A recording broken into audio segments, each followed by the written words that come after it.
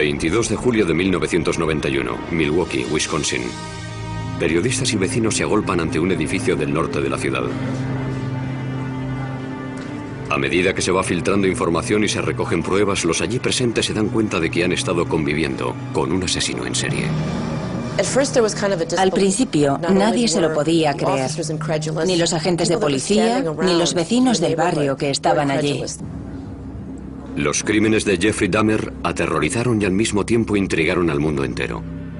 Enseguida se convirtió en uno de los asesinos más famosos de la historia.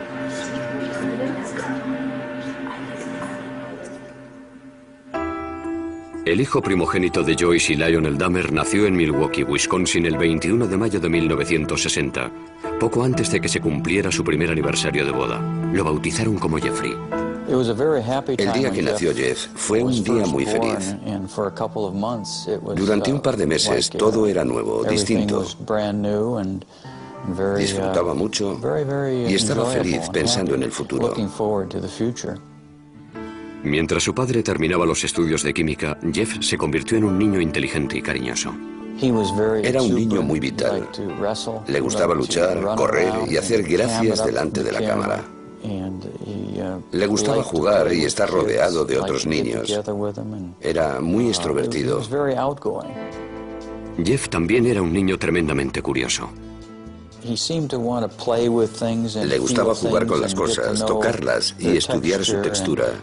Parecía que estaba en sintonía con su entorno. Simplemente quería saberlo todo sobre lo que le rodeaba.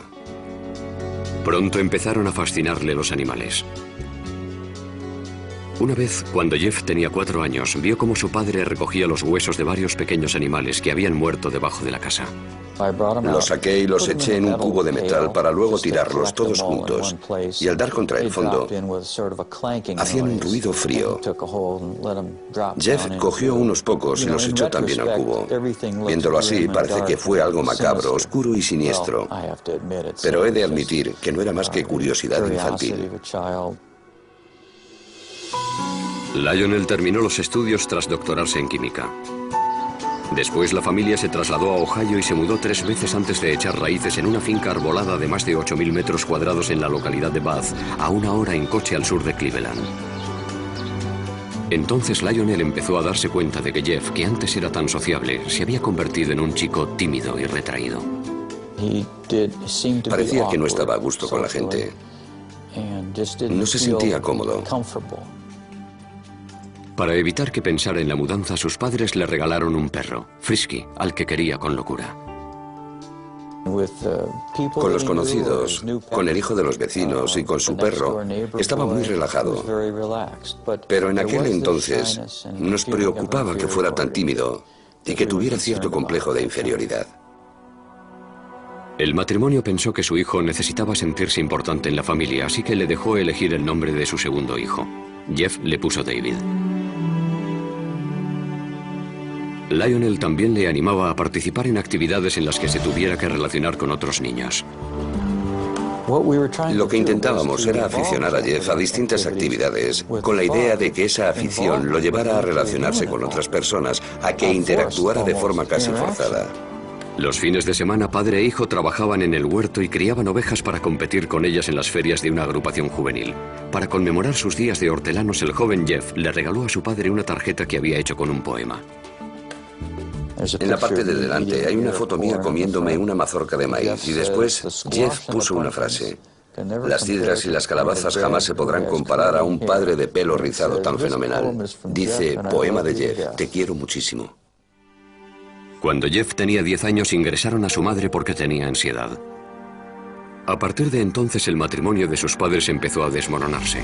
Durante la adolescencia continuó sintiendo la misma fascinación hacia los pequeños animales, pero entonces empezó a interesarle cómo eran por dentro.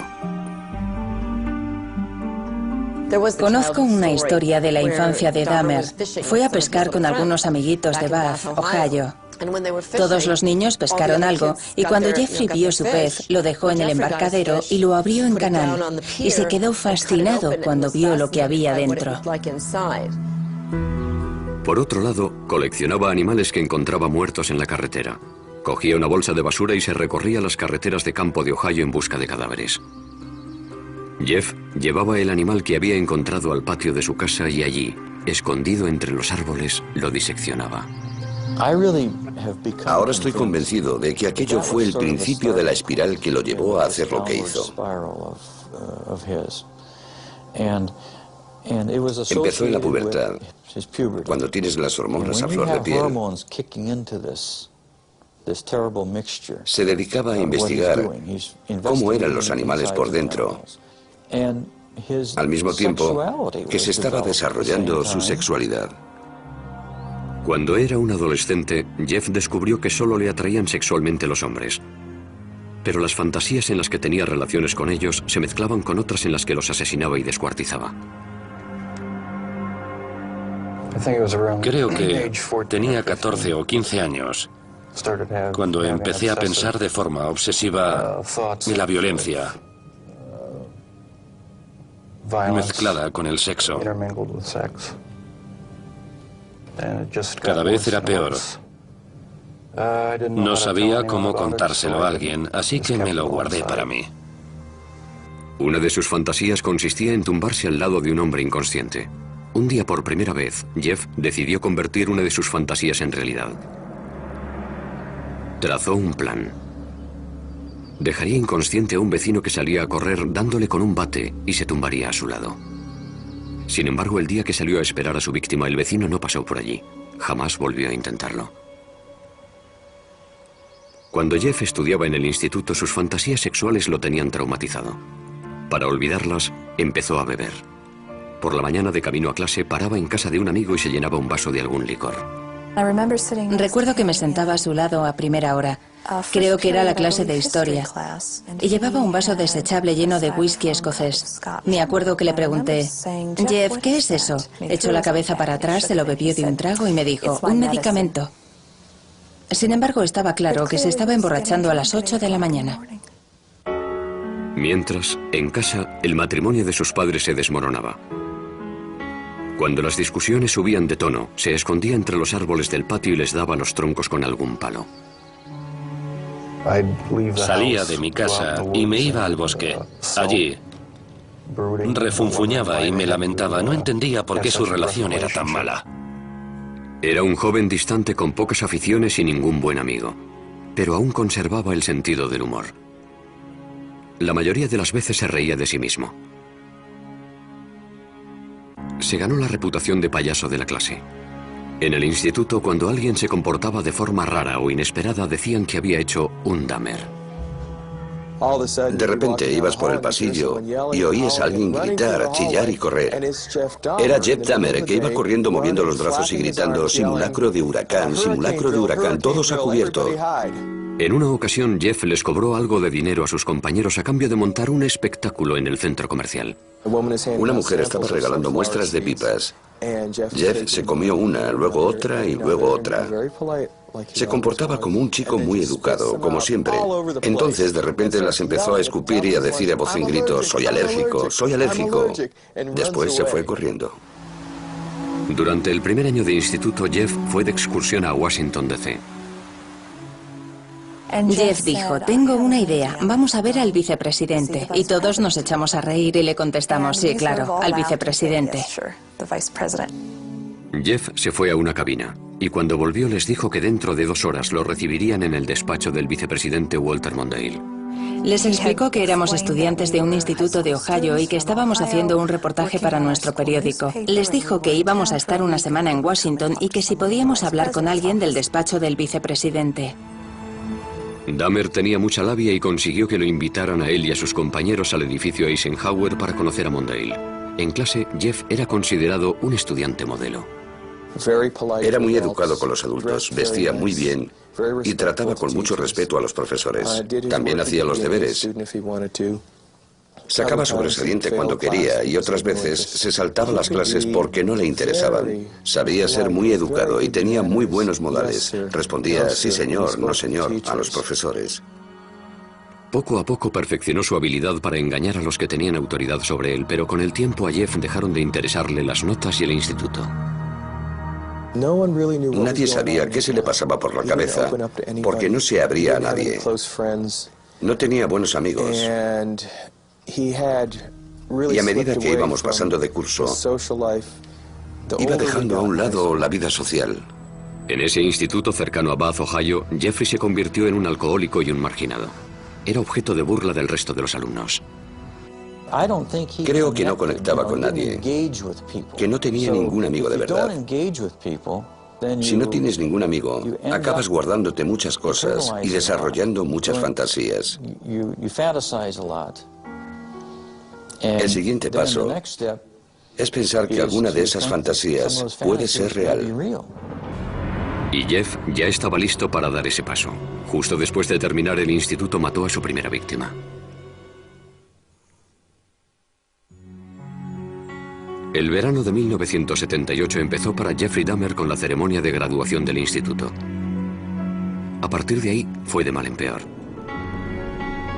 Sus padres, tras años de terribles discusiones, se divorciaron. El padre de Jeffrey, Lionel, se marchó a vivir a un motel cercano a la casa familiar. Sin que Lionel lo supiera, la madre de Jeff cogió a David, su hijo menor, y se trasladó a Wisconsin. Jeffrey se quedó solo en casa intentando superar la ruptura de sus padres. A Jeff le hizo mucho daño que sus padres se divorciaran. No quería que sus compañeros de clase se enteraran, porque le daba vergüenza. Jeffrey Dahmer tenía 18 años, y como la mayoría de los adolescentes tenía fantasías sexuales. El problema era que en sus fantasías Jeffrey mataba a su amante. Estaba solo en una casa aislada, así que ahora tenía la oportunidad de llevar a cabo esas fantasías. Varias semanas después de la graduación, Jeffrey recogió a un autoestopista que se encontró en la carretera, Stephen Hicks, de 19 años. Ojalá hubiera seguido mi camino, pero no lo hice. Me di la vuelta y lo recogí. Y entonces, la pesadilla se convirtió en realidad. Jeffrey invitó a Hicks a su casa. Bebieron cerveza y pasaron un par de horas juntos. Después, Hicks le dijo que tenía que irse, pero Jeffrey no quería estar solo. No quería que se marchara, así que cogió lo que encontró más a mano, una barra de pesas, le dio en la cabeza y lo mató. Dahmer estranguló a Hicks con la barra. A continuación, con la lucidez suficiente para darse cuenta de que había cometido un asesinato, se puso a ocultar las pruebas. Descuartizó el cuerpo de Hicks con un cuchillo. Había practicado muchas veces con los animales atropellados que recogía. Metió los trozos en bolsas de basura y en mitad de la noche las cargó en el coche para llevarlas al basurero. De camino lo detuvo la policía por pisar la línea continua.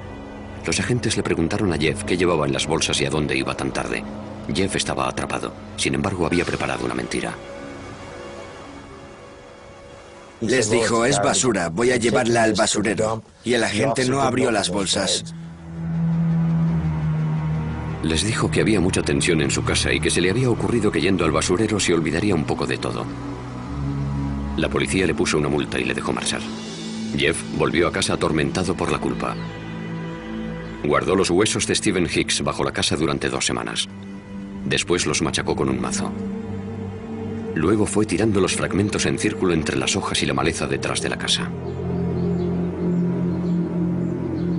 Un joven de 19 años que por lo que sabemos era un buen chico, desapareció de la faz de la tierra. En agosto, el padre de Jeffrey se pasó por la casa. Le pregunté, ¿dónde está tu madre? ¿Dónde está Dave? Y me contestó, se han ido. Yo le dije, ¿qué quieres decir con eso? Que se han marchado, se han ido. El padre de Jeff volvió a la casa y animó a su hijo a que se buscara un trabajo. Pero a él no le interesaba. Se pasaba el día bebiendo y hasta lo arrestaron por embriaguez. Lionel llevó a su hijo a las reuniones de Alcohólicos Anónimos y a un psicólogo. No le sirvió de nada. Nada podía borrar la violencia y el terror que aquel primer asesinato había grabado en su mente. Parecía que solo encontraba consuelo en el alcohol. A finales del verano, Jeff seguía en paro. Así que Lionel le sugirió una alternativa, la universidad, y apuntó a Jeff en la Universidad Estatal de Ohio. Para cualquier novato es duro adaptarse a la vida universitaria, pero si encima has matado a alguien, lo has descuartizado y has esparcido parte de sus restos por tu casa, debió de ser duro. Jeff se pasó el primer trimestre completamente borracho. Vendía su sangre a los centros de plasma para sacar dinero para cerveza. Como era de esperar, Dahmer suspendió todo y volvió a casa. Le dije, Jeff, se te están cerrando muchas puertas. Quizá puede que el ejército sea lo que necesites. Jeff aceptó la decisión como todas las demás que habían tomado por él y se alistó. Tras finalizar la instrucción básica, lo enviaron a un hospital militar de San Antonio, Texas, donde lo prepararon para ser personal médico de campaña. Allí, Dahmer aprendió mucho sobre anatomía humana.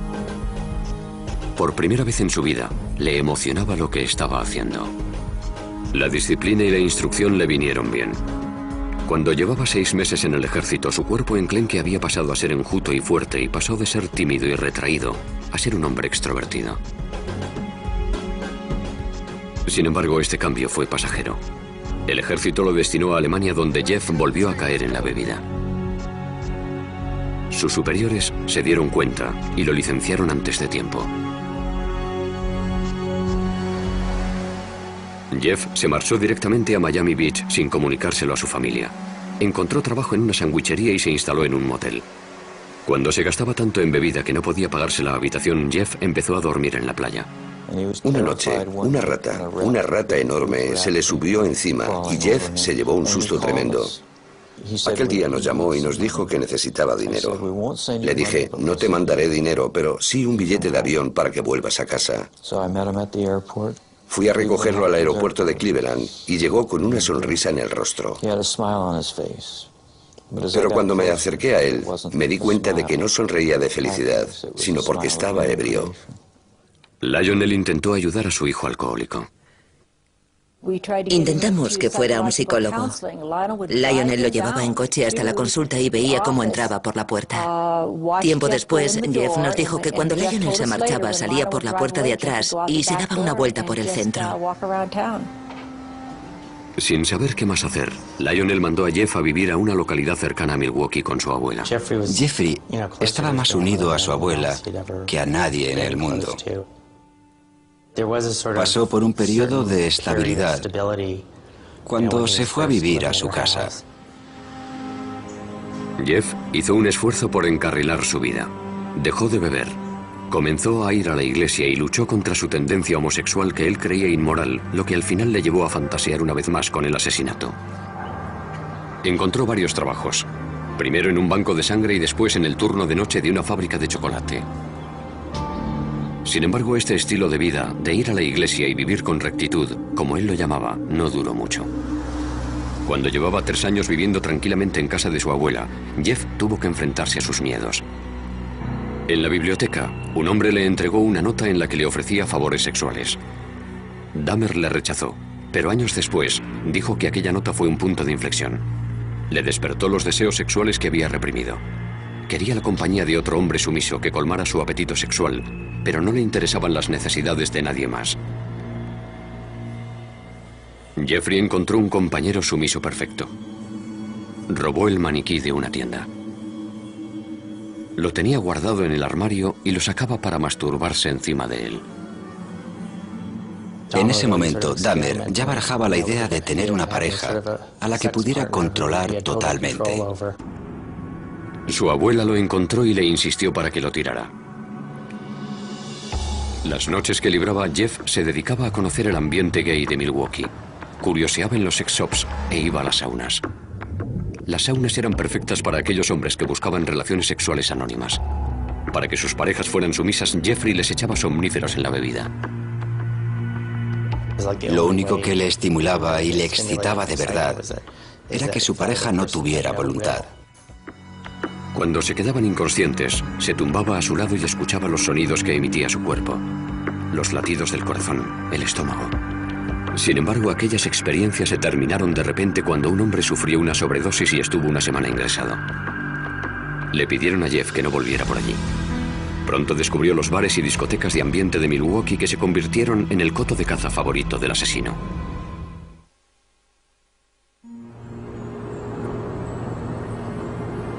A los 20 y tantos años, Jeff estaba afincado en Milwaukee.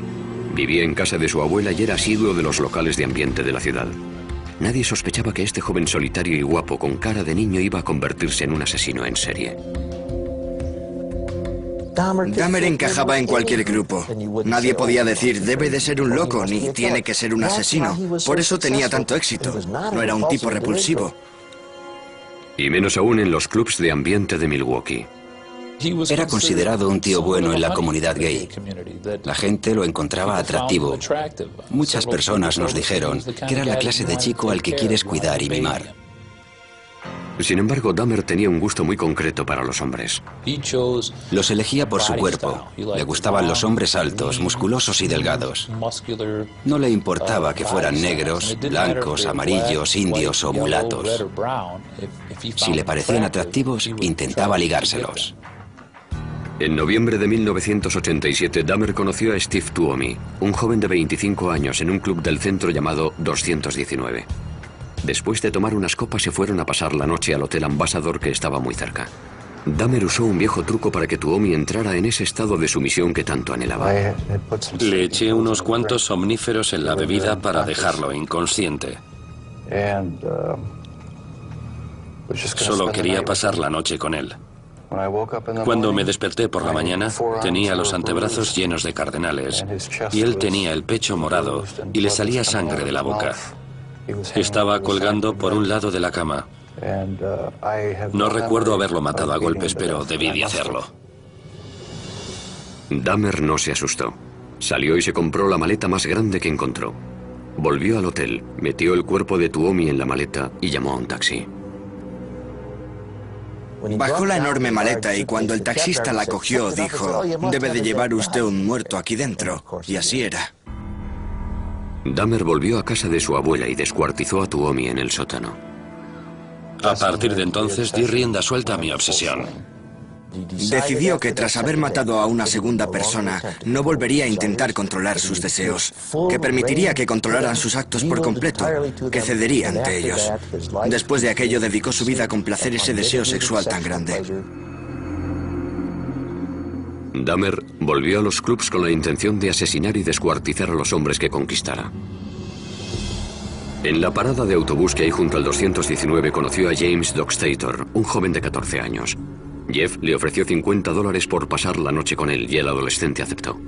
No le hacía falta secuestrar a nadie ni retenerlo contra su voluntad. Jeffrey Dahmer, al igual que muchos asesinos en serie, era encantador. La pareja cogió el autobús y fue a casa de la abuela de Dahmer. Mientras ella dormía, tuvieron relaciones sexuales orales. Después, Jeff drogó y estranguló a su acompañante. Afirmaba que de ninguna de las maneras pretendía hacer daño a nadie, por raro que parezca. Estrangulaba a todas sus víctimas porque le parecía la forma más humana de matarlos.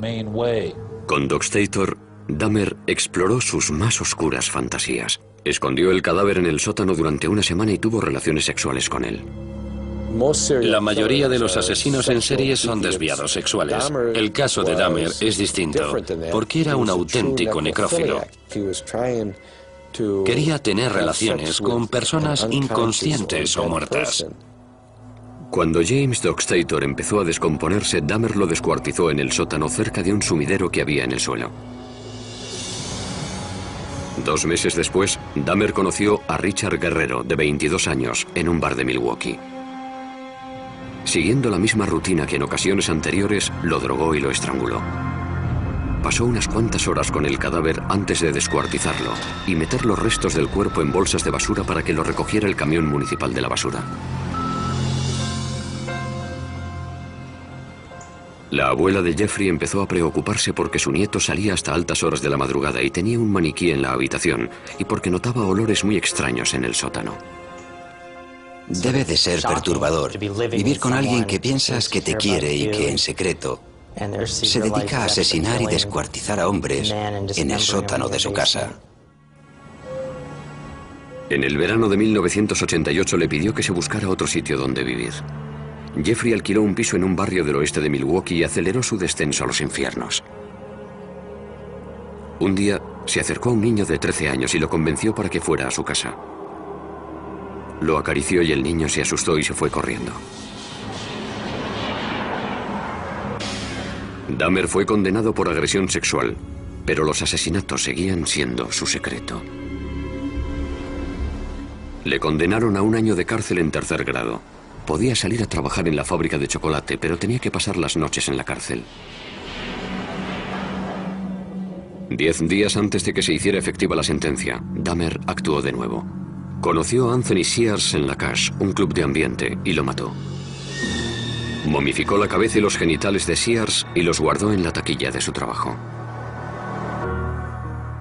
Lionel Dahmer seguía preocupado por lo mucho que bebía su hijo. Escribió al juez solicitando que lo incluyeran en un programa de rehabilitación para alcohólicos. Lionel tenía serias dudas sobre las posibilidades de Jeff cuando saliera a la calle. No lo enviaron a ningún programa y Jeffrey terminó su condena 2 meses antes de lo previsto. Se trasladó a otro barrio humilde de Milwaukee. El alquiler de los apartamentos Oxford era barato y además estaban cerca de los clubs de ambiente. Estaba solo otra vez, así que era libre para alimentar su implacable apetito sexual.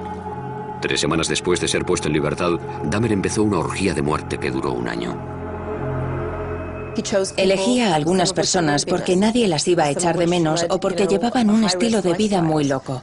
Nadie se dio cuenta de que más de 1 docena de chicos jóvenes había desaparecido. No aparecía ningún cadáver, ni se vivía un clima de miedo en la ciudad. Una vez que comenzó aquella matanza, le dedicó todos sus recursos económicos, tiempo, dinero, esfuerzo, deseos, emociones y pensamientos. Era su mundo secreto. Asesinaba a la gente y la mantenía a su lado. Durante aquella orgía de muerte, Jeff mató a 13 hombres, aunque uno de ellos estuvo a punto de escapar. Dahmer había drogado a Conerak Shintason Fon, un adolescente de 14 años, hermano del niño del que había abusado el año anterior. Mientras Conerak dormía, Dahmer salió a buscar más bebida, y cuando aún no había vuelto, el chico se despertó. Salió tambaleándose a la calle, desnudo. Una vecina, al verlo, llamó a la policía. Milwaukee Emergency Operator 71. Okay, hi, I'm on 25th State, and this is young man. He is butt naked. He has been beaten up. He is very bruised up. He can't stand. He's study fall out. He is butt naked. He has no clothes on. He was really hurt. Cuando llegó la policía, Dahmer ya había vuelto de comprar cerveza, y al igual que había hecho con la policía de Bath tras su primer asesinato, urdió una astuta mentira. Nada más llegar, interviene y dice que el chico es su amante y que simplemente está borracho, que se lo lleva con él a casa. Llevó a los agentes a su casa y les enseñó las Polaroids que le había hecho al adolescente, las cuales, según él, demostraban que tenían una relación. La policía pensó que el joven de 14 años era mayor de edad y lo dejó con Dahmer. En el informe dijeron que había sido una pelea de amantes. En cuanto los agentes se marcharon, Dahmer asesinó al chico. Los cuerpos se iban amontonando en el piso de Dahmer. Se compró un bidón de 215 litros y lo llenó de un potente ácido para disolver en él las extremidades y los torsos. Después de varias semanas en el ácido, los restos humanos se convirtieron en lodo, que tiró al retrete o por el desagüe de la bañera. Por otro lado, Jeffrey separó la piel de los huesos hirviéndolos en la cocina. Un olor extraño y ácido a muerte invadió el edificio. Muchos de los inquilinos detectaron que el olor procedía de la puerta de Dahmer. Recuerdo que le dije a mi marido, no sé qué estará preparando Jeff, pero es rarísimo. Jeff nunca compraba verdura, así que me preguntaba qué estaría cocinando, porque olía a callos. Los callos tienen un olor muy particular y desagradable. A Dahmer le asustaba estar solo. No quería que sus parejas le dejaran, ni después de haber muerto. Descuartizaba a sus víctimas y les sacaba varias fotos a lo largo del proceso que luego guardaba. Además, conservaba partes de dichas personas como trofeo. Una cosa llevaba a la otra. Cada vez tenía que hacer cosas más extrañas para satisfacer mis instintos. Diseñó un santuario con huesos del esqueleto y calaveras, pero aún no había encontrado a su compañero perfecto. Un hombre totalmente sumiso que estuviera vivo y no se descompusiera. A algunas de sus víctimas, cuando aún estaban vivas, les hizo un pequeño agujero en el cráneo con un taladro y les inyectó ácido en el cerebro. Quería que siguieran con él, pero que apenas tuvieran control sobre su cuerpo y que no pudieran hablar. Según Dahmer, ninguno de estos zombies experimentales sobrevivió más de un día. Puede que en un último intento por mantener a esos hombres a su lado, empezara a comérselos. De este modo, sentía que eran una parte permanente de mí. Además, tenía curiosidad por saber cómo sería. Sentía que iban a convertirse en parte de mí. Comérmelos me producía placer sexual. A lo largo de ese año en el que cometió tantos asesinatos despiadados, Dahmer seguía comportándose con aparente normalidad. En este vídeo que se grabó en Acción de Gracias en casa de su abuela, Dahmer habla tranquilamente con su padre. Well, you're looking good. Grandma was saying that she thought that you got quite a bit thinner, but you look fit. I don't know. Well, I've been surviving mostly on McDonald's food. It's just so much easier just to pop into the restaurant. But yeah, like I've said before, it gets too expensive, and it does. I have to start eating at home more. Es increíble que pudiera sentarse allí y actuara como si no hubiera hecho nada, con la chaqueta puesta y hablando con entusiasmo de su trabajo. Muy inteligente. Es impresionante lo que un ser humano puede ocultarle a otro ser humano. A pesar de que a los que le rodeaban les parecía un hombre normal, pronto saldría a la luz la vida secreta de Jeffrey Dahmer.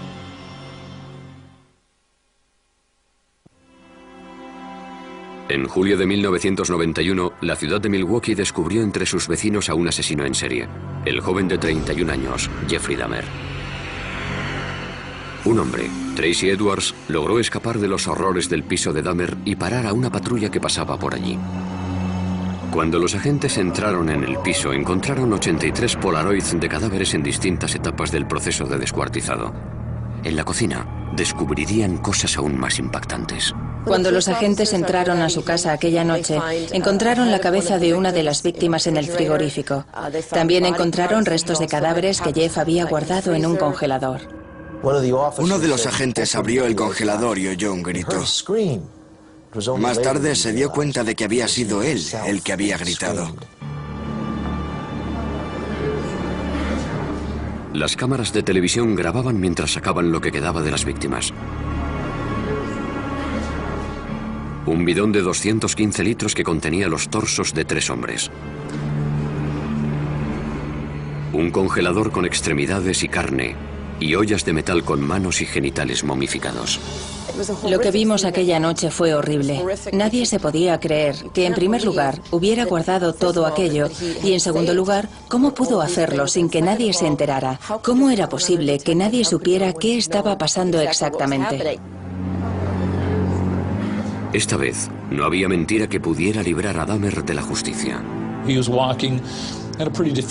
Andaba como si se sintiera derrotado. Iba con los hombros caídos y la cabeza agachada. Sudaba muchísimo y emitía una especie de débil quejido similar al llanto de un bebé. En comisaría, la policía procedió a realizar un interrogatorio maratoniano al supuesto asesino. Al principio, Dahmer culpó a la bebida y dijo que no le habrían pillado si no hubiera estado tan borracho. Estaba claro que tenía miedo. Tenía ojos de terror y la histeria se iba percibiendo en su rostro a medida que se le iban pasando los efectos del alcohol. Se dio cuenta de que había caído el telón. Lo habían cogido. Cuando Dahmer recuperó la sobriedad, empezó a dar horripilantes detalles que nadie se esperaba oír. Dijo lo siguiente: cuando le cuente lo que le voy a contar se va a hacer famoso. Le intenté explicar: mira, Jeff, nada de lo que me digas me va a asustar. Y se rió al oírme. Me contestó: no tienes ni idea de lo que he hecho. Dahmer pasó las siguientes 6 semanas contándoles a los inspectores cómo había asesinado a 17 hombres. La confesión tenía 159 páginas. Para Dahmer fue una experiencia catártica. Por fin pudo sacarse de dentro lo que llevaba escondiendo 13 años. Partiendo de la información de la confesión, los investigadores regresaron a Bath, la ciudad de Ohio donde Dahmer había pasado su infancia. Allí recogieron con un rastrillo los huesos machacados de Stephen Hicks, la primera víctima de Dahmer. El forense del condado de Milwaukee comenzó a unir las cabezas a los cuerpos. Y la policía, la penosa tarea de dar la noticia a las familias. Dahmer se declaró culpable, pero adujo locura. Lo único que tuvo que decidir el jurado fue si estaba cuerdo o no. Era evidente que la defensa iba a alegar locura. ¿Qué iban a alegar si no? ¿Defensa propia? ¿Que no sabían cómo habían llegado los cuerpos hasta su casa? En Wisconsin no se aplica la pena de muerte, así que si el jurado decidía que estaba cuerdo, pasaría el resto de su vida en la cárcel. Si decidía que estaba loco, lo encerrarían en una institución para enfermos mentales. Ni siquiera el propio Dahmer comprendía por qué disfrutaba tanto matando. Jeffrey pensaba que era tan malo que era el propio demonio. Sabía que le sucedía algo malo, aunque no sabía qué. Sin embargo, nunca se había definido como un loco. El hombre que entró en la sala de aquel juzgado de Milwaukee en enero de 1992 parecía completamente normal. Hasta que el inspector Dennis Murphy leyó su confesión. He related this was a person he really liked. He indicated that he had filleted his heart and kept it in the freezer, and he also kept his bicep. He indicated that he had eaten the thigh muscle of this subject, but it was so tough he could hardly chew it. He then purchased a meat tenderizer and used it on the bicep. El padre de Dahmer, Lionel, estaba sentado en la sala al lado de su segunda esposa, Shari, sin poder dar crédito a lo que estaba oyendo.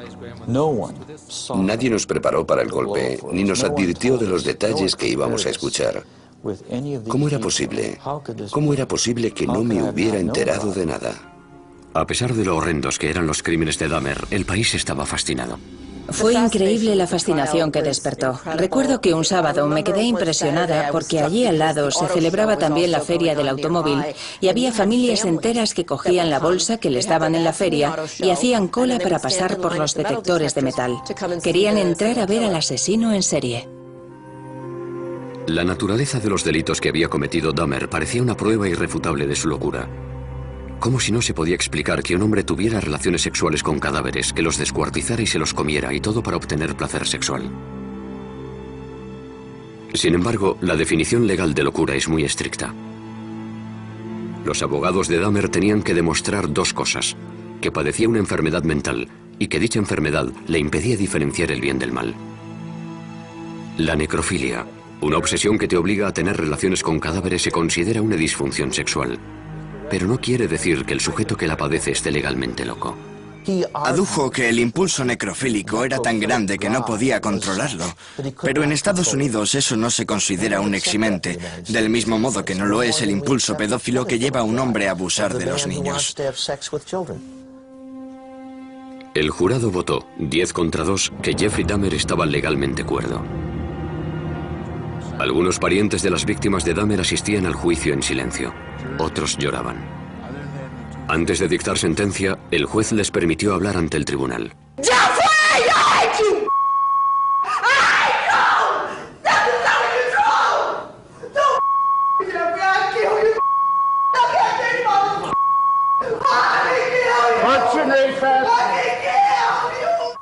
Una vez que se restableció el orden, Dahmer habló en público por primera vez. I feel so bad for what I did to those poor families, and I understand their rightful hate. I have seen their tears, and if I could give my life right now to bring their loved ones back, I would do it. I am so very sorry. Muchos dudaron de que la disculpa de Dahmer fuera sincera. Se preguntaban si un hombre que había matado con tanta frialdad tenía conciencia o era capaz de sentir remordimientos. El juez condenó a Dahmer a 937 años de cárcel. Pero el suplicio solo duró unos pocos años.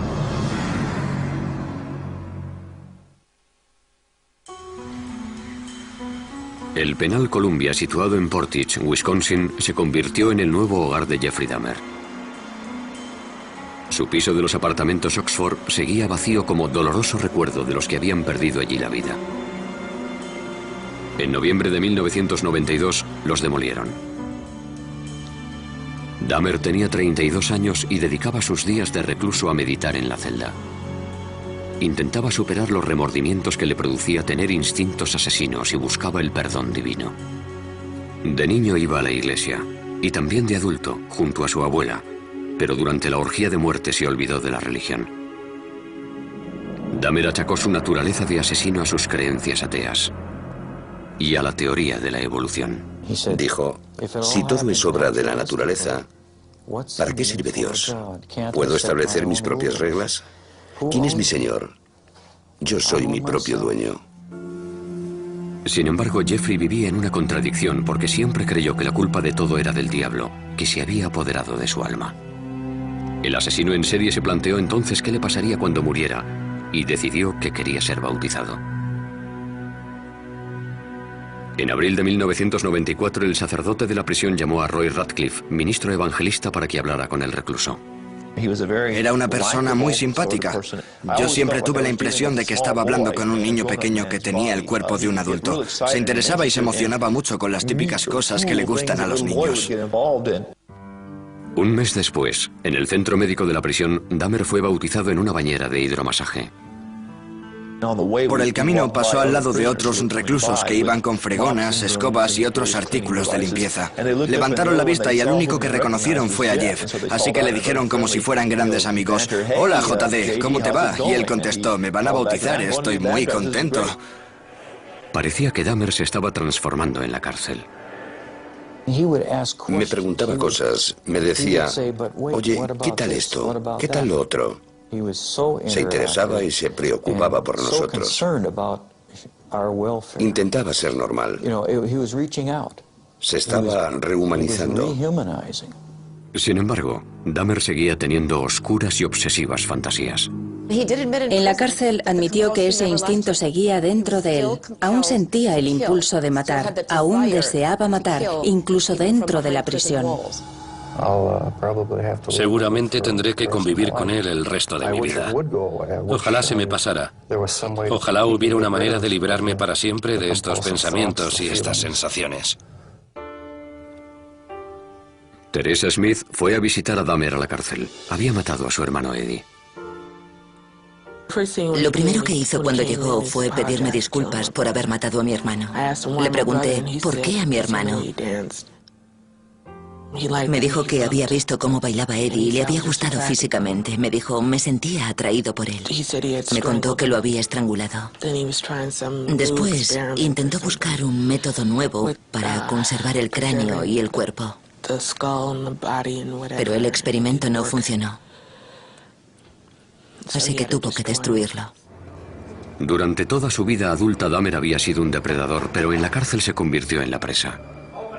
Ahora el famoso asesino en serie era el objetivo de los otros reclusos. En agosto de 1994 lo atacaron en la capilla de la cárcel con un rudimentario cuchillo. Esa vez sobrevivió. Pero el 28 de noviembre de 1994, Christopher Schaefer, que se apodaba a sí mismo Cristo, golpeó a Dahmer con una barra de metal que cogió del gimnasio de la prisión. Murió de camino al hospital. Yo creo que a nadie le sorprendió que lo asesinaran en la cárcel. Creo que estaba claro que sería el blanco de sus compañeros en cuanto entrara en la cárcel. Una de sus últimas voluntades era que lo incineraran y que entregaran la mitad de sus cenizas a su padre y la otra mitad a su madre. En su testamento escribió: no quiero una placa, ni quiero una tumba, ni un funeral. No quiero nada. Decía, quiero desaparecer.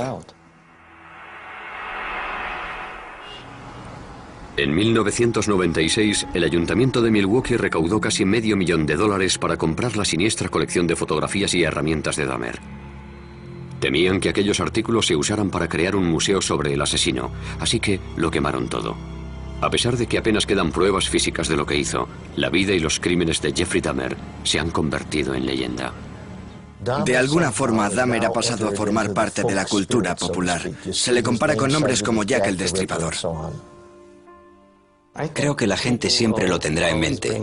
Siempre lo tendrá, por así decirlo, en el panteón de los asesinos más terroríficos.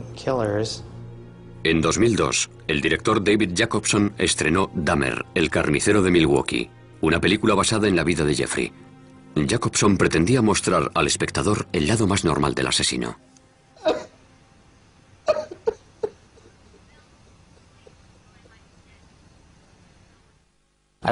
Quería mostrar su lado humano, lo que todos llevamos en nuestro interior. Quería acercarlo a todos nosotros, lo cual puede incomodarnos, pero creo que es muy interesante que el público vea la historia desde ese punto de vista. Los crímenes de Jeffrey Dahmer impactaron al mundo, pero los motivos que le llevaron a cometerlos es lo que continúa fascinándonos. Es un misterio entre los misterios. Un misterio que nunca se resolverá. Aunque siguiera vivo, no creo que fuera posible averiguar qué sentía. Solo tendríamos hipótesis. Eso es lo que le parece más inquietante a la opinión pública. Queremos saber quiénes son estas personas. Nos gustaría ser capaces de identificarlos, de reconocerlos cuando vayan por la calle, pero no sabemos quiénes son. Eso es lo que aprendimos de Jeffrey Dahmer, que nunca se sabe.